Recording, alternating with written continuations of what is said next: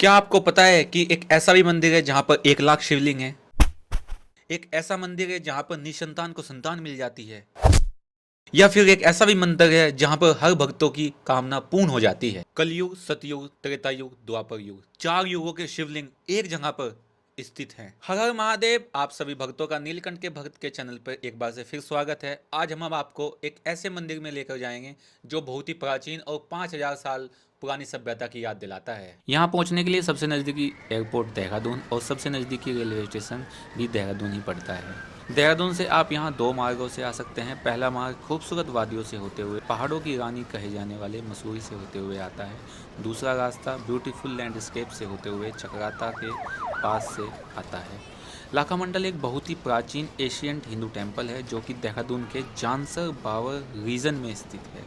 यहाँ चारों तरफ पहाड़ों का सुंदर नज़ारा देखने को मिलता है। कहते हैं कि इस जगह की जड़ें महाभारत से जुड़ी हुई हैं। यहाँ जाने से पता लगता है कि यहाँ की जो मूर्तियाँ हैं वो 5000 साल पुरानी हैं। इस मंदिर की खोज एक गाय ने की थी। एक गाय रोज मंदिर के गर्भ को रह के शिवलिंग पर दूध चढ़ाती थी। एक बार किसी गांव वाले ने उसको देख लिया, तब से यह मंदिर दुनिया में जाना जाने लगा।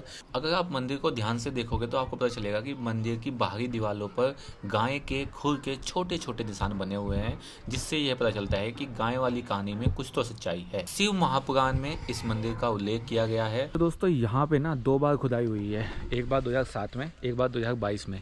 2007 में जब खुदाई हुई है तो आपको ये देखिए, ये 2007 की खुदाई के बाद ये शिवलिंग निकले हैं यहाँ पर।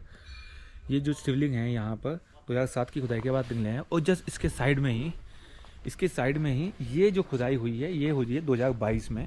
तो आपको देखोगे छोटे छोटे शिवलिंग यहाँ पर स्थित हैं। हर एक चबूतरा बना हुआ है, उस पर एक शिवलिंग है। तो ये जो भगवान के शिवलिंग निकले हैं वो 2022 की खुदाई में निकले हैं। यहाँ पर समय समय पर खुदाई होती रहती है।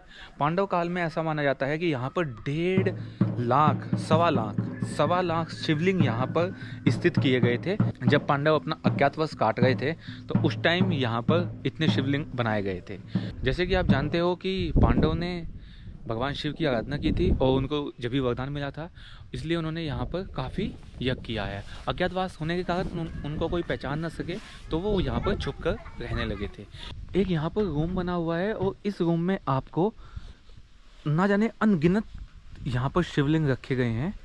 और वो शिवलिंग, इसके लिए इसका लॉक लगाया गया है बाय गवर्नमेंट।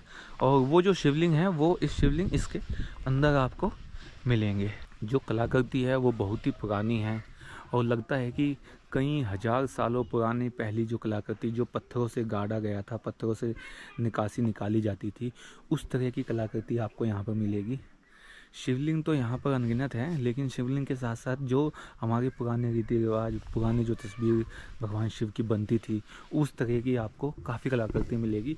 ये मंदिर का परिसर है, मतलब ये पुराने टाइम में जब मंदिर बना होगा तो कुछ इस टाइप से बना होगा। और जो ये पत्थर लगे हुए हैं ये भी आपको 5000 साल पुरानी सभ्यता की याद दिलाते हैं।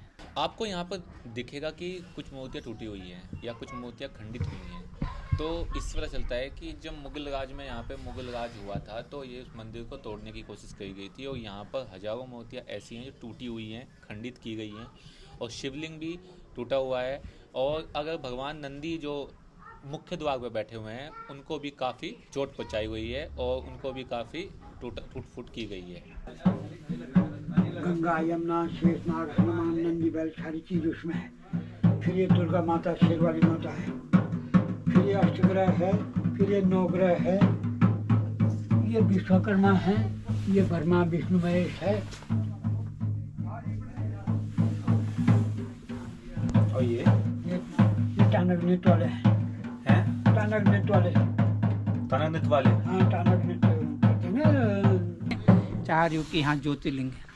सतयुग का ज्योतिर्लिंग अंदर विराजमान है, जिसकी खोज गाय माता ने की है। नदी पार से एक गाय आती थी, अंदर जो शिवलिंग है उस पर दूध चढ़ाती थी। तो सतयुग का ज्योतिर्लिंग पांडवों द्वारा स्थापित है। भगवान राम जी के समय का जो ज्योतिर्लिंग है त्रेतायुग का, भगवान राम ने या तो रामेश्वर में भगवान शिव स्थापना की है या इस स्थान पर ये त्रेतायुग का ज्योतिर्लिंग भगवान राम जी के समय का है। ये द्वापर का, जब भगवान कृष्ण जी का अवतार होता, ये द्वापर का ज्योतिर्लिंग है। क्योंकि भगवान कृष्ण जी को हरा पसंद है तो पांडवों ने हरे में शंकर को विराजमान किया। कलयुग का जो ज्योतिर्लिंग है वो आगे हैं, जिस पर आप लोग जल चढ़ाएंगे, उससे शिवलिंग के अंदर फोटो दिखती है। तो यहाँ चारों युगों की स्थापना पांडवों ने की है। जो मंदिर आप देख रहे हैं, इस मंदिर को पांडवों ने एक रात में विराजमान किया है। ये आप देख रहे हैं, जिस ये पांडवों द्वारा बनाया गया मंदिर है। एक रात में जिस गाय माता ने इस मंदिर की खोज की, उस गाय के जो खुर हैं, ये देखो गाय के पैर के निशान दिख रहे हैं आपको। ये पूरे देखो ऊपर तक ये मंदिर 5,500 साल पुराना मंदिर है। ऐसा ही मंदिर पांडवों ने फिर केदारनाथ में बनाया है। ये आदि केदारनाथ है। यहीं पर वो लाक्षागृह बनाया जो पांडवों को जलाने के लिए। ये जगह देख रहे हैं आप? ये वो जगह है लाक्षागृह वाली। अच्छा। जब यहाँ लाक्षागृह बनाया था पांडवों को जलाने के लिए, तो जब आग लगाई वो पूरा महल जल गया। जो अवशेष हैं लाक्षागृह के, ये पत्थर दिख रहे हैं आप, ये रेड वाले, ये लाक्षागृह के पत्थर जो आप ये देख रहे हैं, ये ओरिजिनल पत्थर। हाँ, ओरिजिनल पत्थर, ये जले हुए पत्थर है उस समय के लाक्षागृह के। यहाँ से वो सुरंग है, ये आप देख रहे हैं। इस जगह विदुर जी ने सुरंग बनाई, पांडवों को यहाँ से बाहर निकाला। आपको एक नीचे गुफा मिली होगी रोड पर। उस गुफा के अंदर जब आप जाओगे, उसमें एक छोटा सा शिवलिंग है, उस पर कुदरती अभिषेक होता रहता है। वहाँ कोई जल नहीं चढ़ता। उस गुफा के अंदर 2 सुरंग और बताई जाती है। बताते हैं एक यमुना नदी में जाती है, फिर एक केदारनाथ को जाती है। सत्ययुग में दक्ष राजा के यहाँ जब यज्ञ हुआ, दक्ष राजा जी ने सभी देवताओं को बुलाया। भगवान शिव को सती माता को नहीं बुलाया। सती माता जब पिता के घर जाती है, पिता के घर बेटी का अपमान हो जाता है, तो जो यज्ञ हो रहा है उसमें भस्म हो जाती है। फिर भगवान शंकर जी ने अपनी जटा से ये दोनों, ये वीरभद्र ये तैयार किए हैं। ये सत्ययुग में दोनों वीरभद्र बनते हैं। जब राम भगवान का अवतार हुआ, त्रेता युग आया, तब यही दोनों जय विजय बन जाते हैं। द्वापर में ये भगवान कृष्ण जी के द्वारपाल, इस कलयुग में ये देव बन जाते हैं। इनके मुकुट लगा हुआ, आप देखिए प्रमाण है, इनके मुकुट लगा हुआ है। और इनके मस्तक पर एक कंकाल बना हुआ है। ये देखिए आप, मनुष्य का कंकाल बना हुआ है। ये देव हैं, ये दानव हैं वर्तमान में इस कलयुग में। इस लाखा मंडल के अंतर्गत हमारे 24 गांव आते हैं। 24 गांव में जिस भी व्यक्ति की मृत्यु होती थी, उस मृतक व्यक्ति को यहाँ रखते थे। फिर पंडित जी गंगा यमुना जल लाकर जल का छेड़ा मारा, वो व्यक्ति कुछ पल के लिए यहाँ जीवित होता था।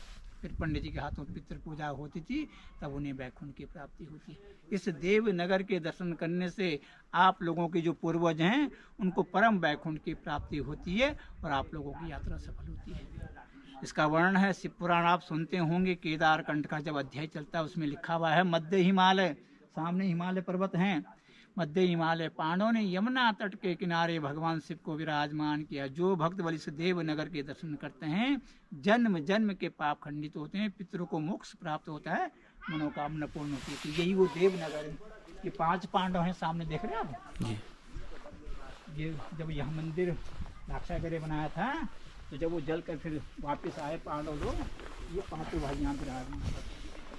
ये हैं धर्मराज, ये युधिष्ठिर जी हैं, पांडव के बड़े भाई। ये भी शिवलिंग के रूप में है। हाँ जी, ये धर्मराज हैं, ये अर्जुन हैं, वहाँ भीम है, तो सदैव हैं नकुल। ये 5 पांडव हैं। जिस प्रकार पांडवों ने जब ये मंदिर बनाया, इस मंदिर को भी पांडव एक रात में बना रहे थे। रात खुल गई, ये मंदिर अधूरा रह गया। किसी भी मंदिर का द्वार पश्चिम और दक्षिण को नहीं होता है। ये आप इनका फेस देख रही हैं, इनका द्वार पश्चिम और दक्षिण को है। इन्हीं के सामने वहाँ मरा हुआ आदमी रखते थे, तब जीवित होता था। यदि ये भगवान शंकर जी होते, इनका ये फेस ये इधर होता पूरब को। ये शंकर जी नहीं, ये धर्मराज हैं। कलयुग के 4 चरण हैं। पहला चरण समाप्त हो गया है, दूसरा शुरू है। जब घोर कलयुग आएगा, तो ऐसा विद्वानों ने लिखा हुआ है कि अन्न नहीं होगा, उस समय इतनी कमी हो जाएगी अन्न की, लोग भूखे मर जाएंगे। तो इस स्थान पर पांडवों ने इतना अन्न रखा हुआ, धन रखा हुआ है, संपूर्ण जगत का कल्याण होगा, फिर सतयुग प्रारंभ होगा। तो ऐसे इन 5 पांडवों ने भगवान शिव को विराजमान किया। अपने आप यहाँ 5 भाई स्थापित हो गए। ये आप देख रहे हैं स्टोर, इसमें बहुत सारी मूर्तियाँ हैं और शिवलिंग है। यहाँ पर पांडवों ने 365 मंदिर बनाए। जैसे मंदिर ये है, तो ये मंदिर के गोल चक्र देख रहे हैं आप?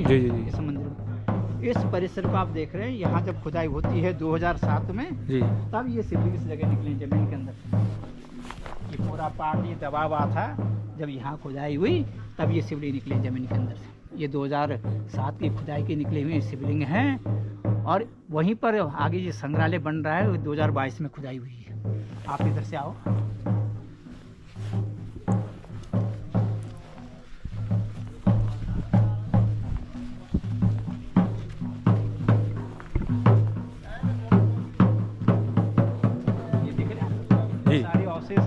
जी जी जी। इस लाखा मंडल के अंतर्गत जब जब खुदाई होती है तो ये सारे अवशेष निकले हैं जमीन के अंदर से, ये सब खुदाई भी निकले हुए हैं। तो ये 2007 में स्टार्ट हुई थी यहाँ की हाँ। खुदाई? खुदाई तो पहले भी हुई, जी। जब गांव बसा था जी जी तो जी। उसकी जो मूर्तियां हैं शिवलिंग वो संग्रहालय में हैं।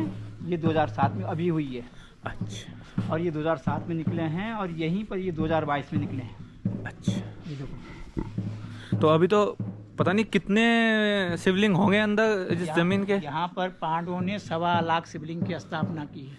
तो इस लाखा मंडल के अंतर्गत जब जब खुदाई करते हैं तो इस प्रकार के शिवलिंग निकलते रहते हैं। ये पहाड़ी देख रहे हैं आप सामने, जी जी जी इसके ऊपर कुंड है, द्रौपदी कुंड।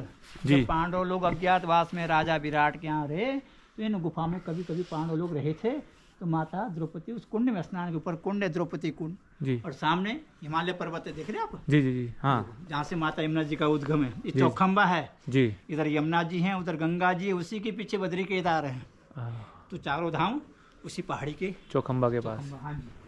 तो आप आगे आइए, यहाँ पर वो शिवलिंग है, कलि युग के अद्भुत चिंता हरण महादेव। अर्जुनम उज्जैनम महाकालम ओंकारे ममलेशम बल्लभेदनाथम जडाकन्यामलिशंकरम श्वेत वंदे दुरामीशम नागेशम धारकामणि वाराणसी विश्वभीषण त्र्यंबकम गौतमित्री हिमालयम तु केदारम ऋषिः च शिवालय। ये तो भगवान की शक्ति है। अगर वीडियो अच्छी लगी है तो कमेंट में हर हर महादेव लिखिए और ये वीडियो ज़्यादा से ज़्यादा लोगों को पहुँचाइए।